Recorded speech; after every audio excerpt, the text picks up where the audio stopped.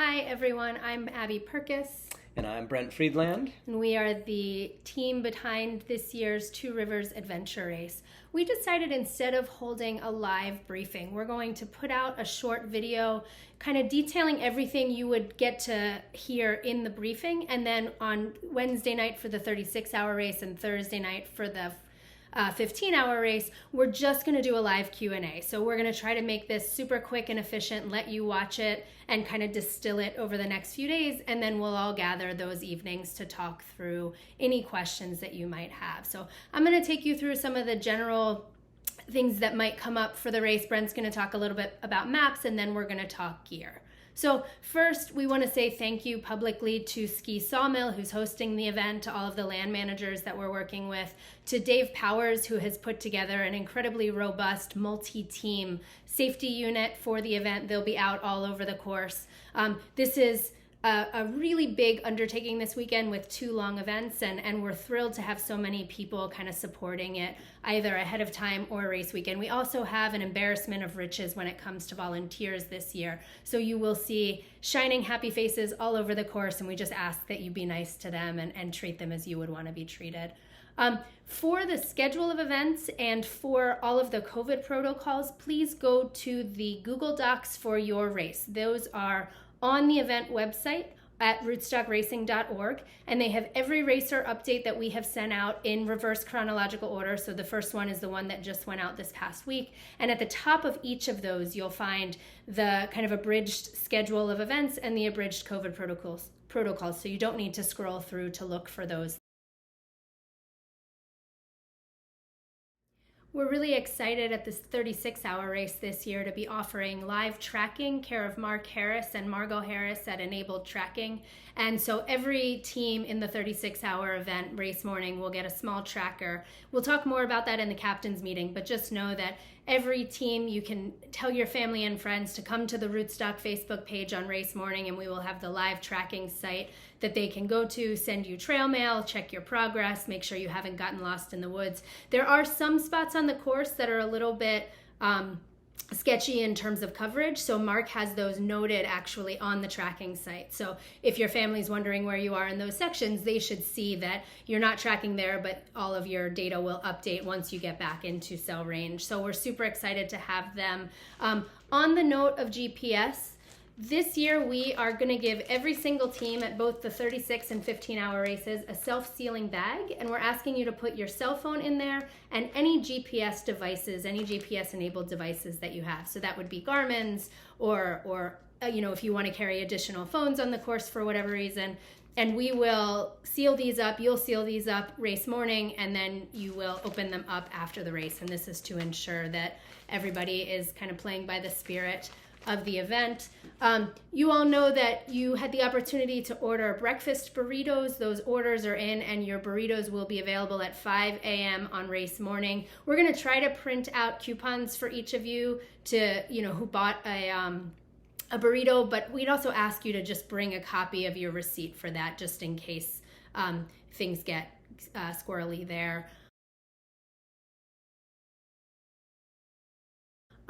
We have an amazing media team coming out. We have Jeff O'Connor coming down from New England, who is going to have cameras out on the course. He's going to do video and still photography. And if you are a team that is interested in bringing a GoPro out on the course with you, reach out to us this week and we'll connect you with Jeff, because he has a number of GoPro cameras that he's interested in having kind of out on different legs.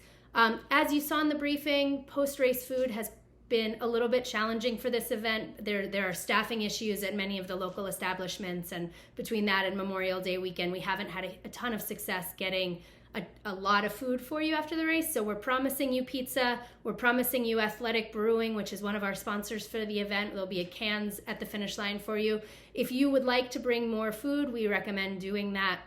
And you are also welcome to BYOB anything that you think you might be interested in drinking when the race is over. Please refer to the mailing that went out this past week in terms of the race schedule and the schedule of of each of the legs. You'll find a lot of details there. You will get a more detailed version of that when you pick up your materials at check-in. But any questions you have about the course itself will probably be answered there.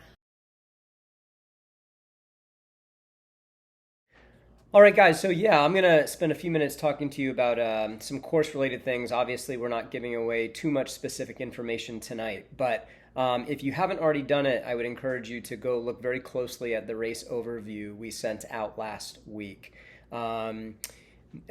This weekend on Friday, when you check in, you will receive a much more detailed course overview. It will look very similar to what we sent out in terms of the color-coded matrix and chart. But we're going to include more information. That will include safety considerations for each stage, course-specific instructions for each stage, number of checkpoints, etc. So that's what you can kind of expect on Friday night at check-in. When you are out on the course, you are going to be looking for standard orienteering flags at all but a few places. Basically in the prologue, you will be looking for something potentially slightly different, and there's a couple checkpoints where there's only punches because they're in very public places. This will all be noted in your clues. But we are using standard O flags with standard punches. And then what we also do at Rootstock, for those that haven't raced with us before, is we hang a piece of surveyor's tape out close to where the flag is hung. It may not be exactly where the flag is hanging or was hung. This is in case a flag happens to go missing. We do have a handful of checkpoints that are in more public locations. It is possible that somebody could take one down. It's not unheard of for bears or other animals to steal a flag or two in the week or weeks leading up to an event. So if you are out on the course and you're looking for a flag, you're convinced you're in the right place, have a look for some flagging. Our flagging is actually orange. It's not green like this, but there should be a piece of orange flagging, and it will say what checkpoint you're at, so CPA, CPD, whatever it might be, and there'll be a one-letter digit on it. That's a code, and you'd record that to prove that you were there. If you're not seeing the flag and you're not seeing the coding, more likely than not, you're not where you think you are. But you could always take a picture of the location, something like that, and we will be able to hopefully see where you are on your tracking as well. Though as Abby said, in some parts of the course, you're going to be in stretches where the tracking is not going to be good. It could be actually a couple of hours or so before the tracker really starts picking things up because there's some very deep valleys up in north central Pennsylvania. For your maps, you are going to get your stage 1 map when you check in on Friday night. As we've said in previous emailings, for teams that are going to be late arrivals, we are going to also release the map for stage 1, I think at 4 p.m. Yep. 4 p.m. on Friday electronically, for those that maybe are going to be a bit delayed, just so everyone has a chance to have plenty of time to look at that without stressing about going to sleep. You're going to get the rest of your maps when you complete stage 1. So that's a little bit of an added wrinkle. You'll have to kind of digest the course either stage by stage or all at once, up to you, your strategy. Maps are all going to be pre-plotted. All of the checkpoints will be plotted on the maps already, so you don't need to worry about that. And the scales may vary a bit, but many of them are probably going to be about 1 to 30,000. We know that that's not like the most typical scale, but we're trying to balance natural resources and also just keeping the map count at a reasonable number so that things don't get too unwieldy. So that's kind of what you can expect from those. Most of the maps are going to be printed on 8.5 by 11 water-resistant paper. We may throw one 11 by 17 at you as well. Okay. One last note about maps, especially for people that haven't done our races before. The Pennsylvania State Forests have nice supplementary forest maps that definitely are useful. We will include a couple of those, and for those that are new to our events, pay close attention to those. We've added a lot of the trails onto the topographic maps that the checkpoints will be plotted on, but those supplementary maps might also be useful and helpful to you. Okay.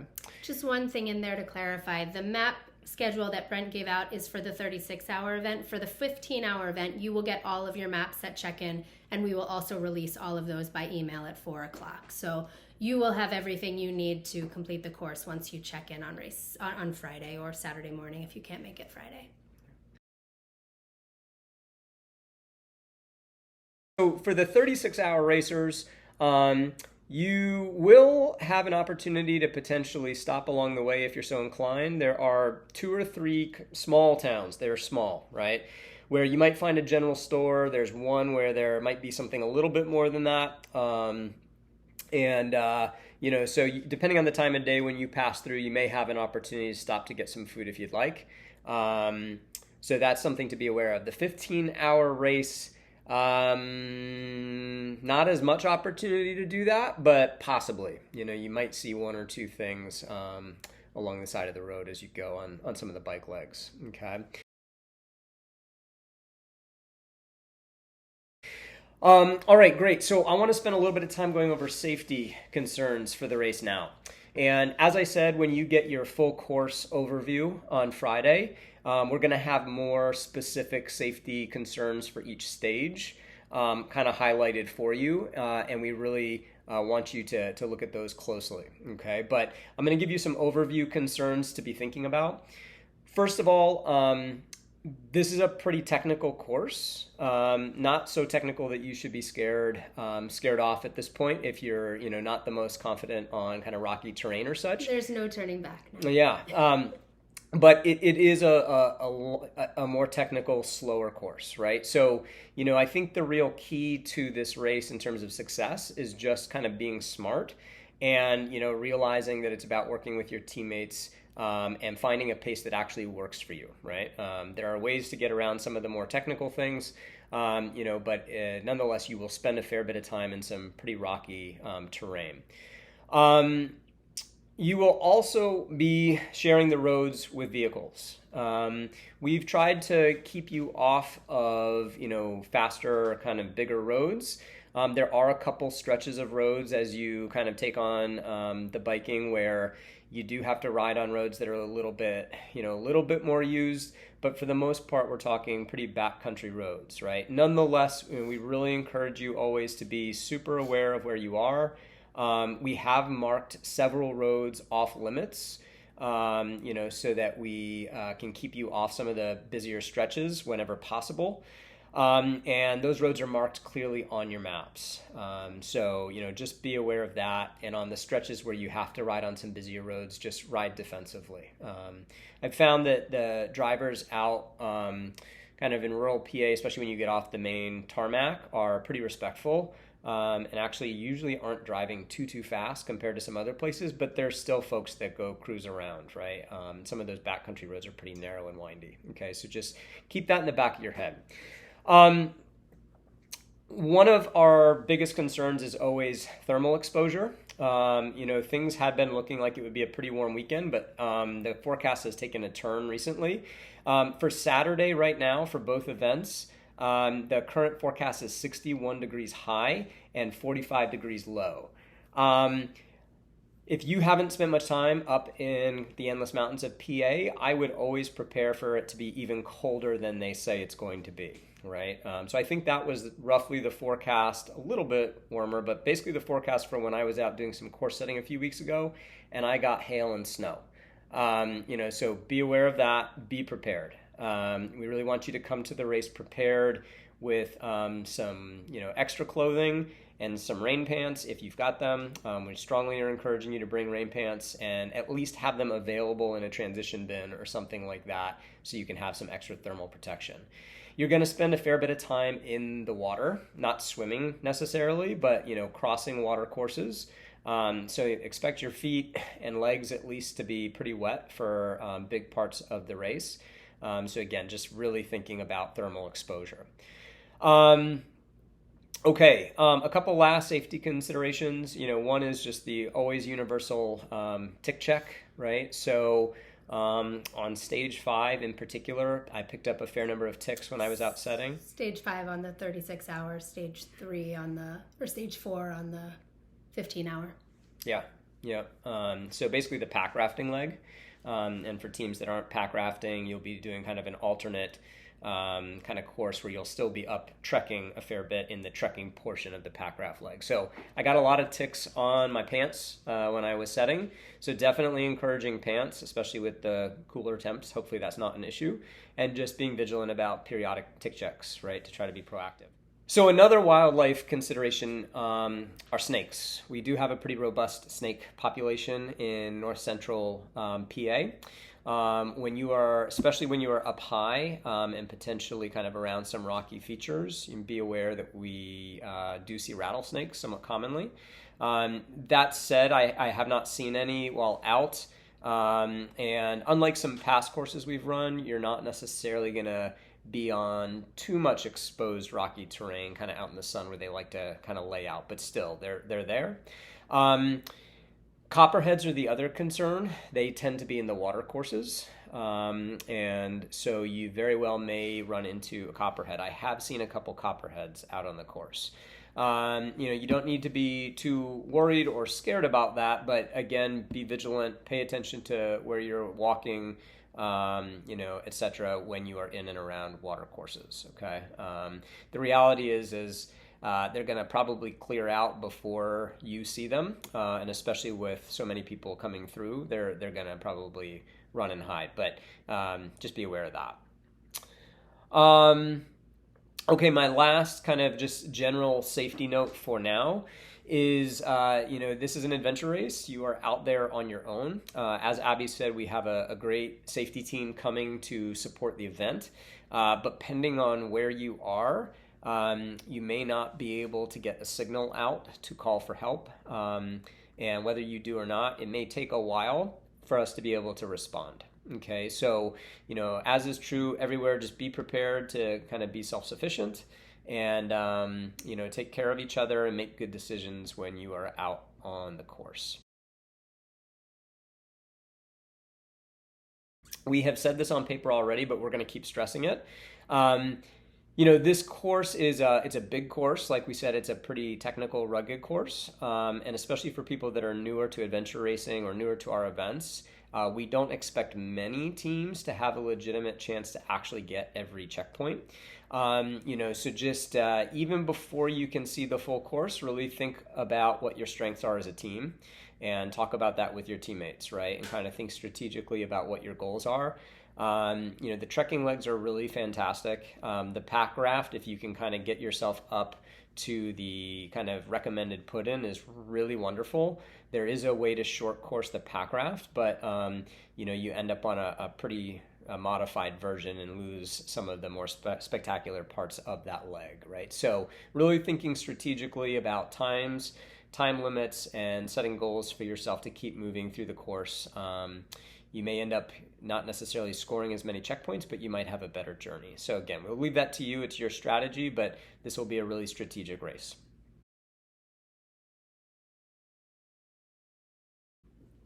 I just want to spend a couple minutes talking about your resupply situation on the course.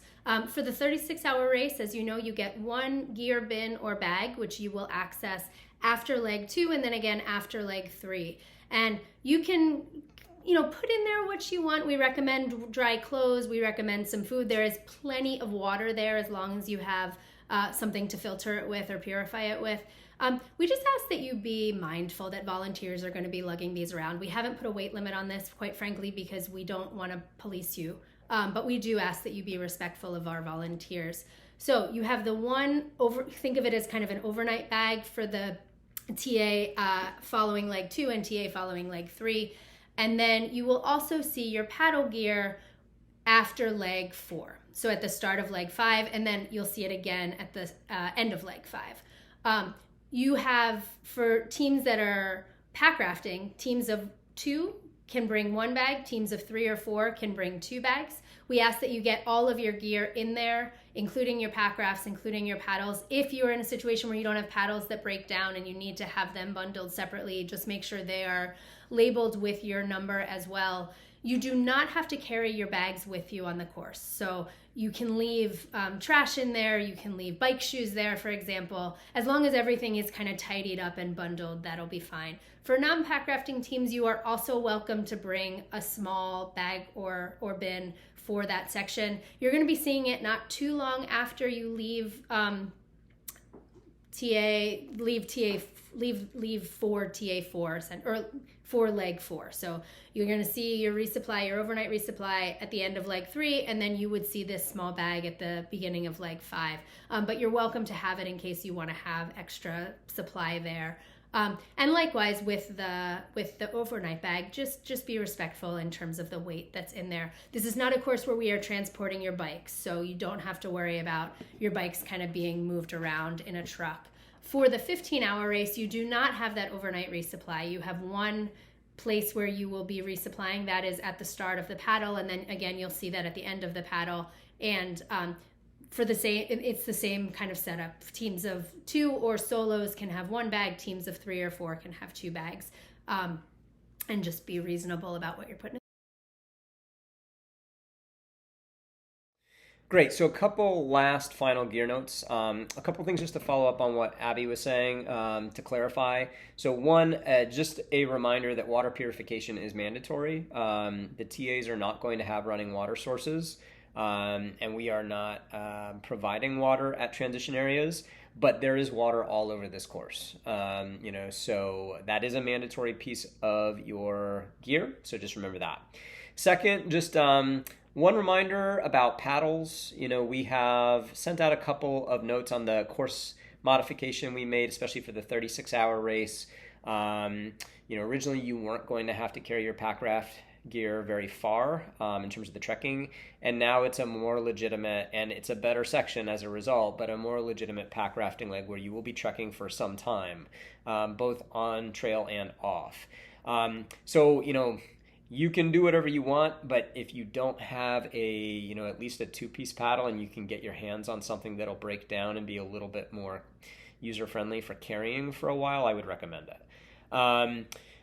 Also, a note on the bikes, just to make sure everyone is clear on for the 36-hour teams on Saturday morning, you are welcome to leave bike gear and food and water bottles and such with your bikes. Anything that is there needs to go with you on stage 2, okay? But you can leave stuff there. This also was noted, but you do need to bring your helmet with you to the start, okay? So you cannot leave your bike helmet with your bikes at the start of the race. 15-hour guys, you're going to basically be carrying, everything for those first couple stages. But anytime you drop your bikes on either course, the 36 or 15-hour course, you're welcome to leave things with your bikes as long as it's not mandatory gear, okay? I've already hit on rain pants. Just a reminder, we're not requiring them, but they are nice to have. There is some rain in the forecast, and some of those trekking legs, like if it's raining and the woods are wet, you're going to be saturated. And even if it's 60 degrees, you're going to get cold, right? So, having a pair of rain pants with you to go with your rain jacket will definitely keep you warmer and make a big difference, okay? So we really are encouraging rain pants at this point. All right, and one final note, shoes and your packs, right? So in both races, basically at the beginning of the race, at least, you're going to need to carry a pair of shoes with you while you're biking, right? 15-hour guys, when you start the race, you're going to be on bike, and you need to be able to have running shoes with you for stage 2. You're not seeing a gear bin or anything there unless you want to do it in your bike shoes, which we do not recommend. And the 36-hour guys, you need to take everything with you at the end of stage 1, so your wet shoes are going to have to go with you on the bike. Did we mention the first stage is wet? And it's wet. So after that, it's up to you. I think there's, you can look at the course overview and see what you're going to need to do and where you're going to see your bins and bags after that and make decisions. But do think about that in terms of what packs you're bringing and how you're going to carry your shoes with you. I just want to add one more thing. Some of you may have seen on social media that this event is Trail Sisters approved. This is a commitment we at Rootstock have made for all of our events going forward. And what that means is that you will see equal prizes across divisions, mixed, all female and all male. You will see equal kind of footing at the start line. We're not going to prioritize any particular group at the start. And also it means that we will have gender-specific t-shirts. These are our race shirts for this year, which you've already ordered. And we will have sanitary supplies at the start, finish, and every TA. So if you find yourself in a situation where you need those, go see a volunteer. They will all be equipped and ready to help. Just a little thing that we can do to make sure that everybody feels comfortable when they're out there. I think that's all we've got. Yeah, so again, we are going to be hosting Q&As with the 36-hour participants on Wednesday night. What time? 8 p.m. 8 p.m. And then on Thursday night, we will host a Q&A specifically for the 15-hour event. Also 8 p.m. At 8 p.m. So we will see you then. Take some time to think about what questions you have. Review the documents we sent you last week. Watch this video closely. We may have already answered some of your questions, but any that you have left that we can answer, let us know. We are not going to be able to give you any course information on Wednesday or Thursday, so just be reasonable about those questions. We're not giving you any hints. And if you have questions that are really pressing and you want to get them answered before Wednesday or Thursday, you can email us. We will answer them, and we will also keep a list of the questions that come out of this video to make sure that we say them out loud for everybody who's watching. So it's race week. Get excited. We can't wait to see you, and have a good week. Happy prepping.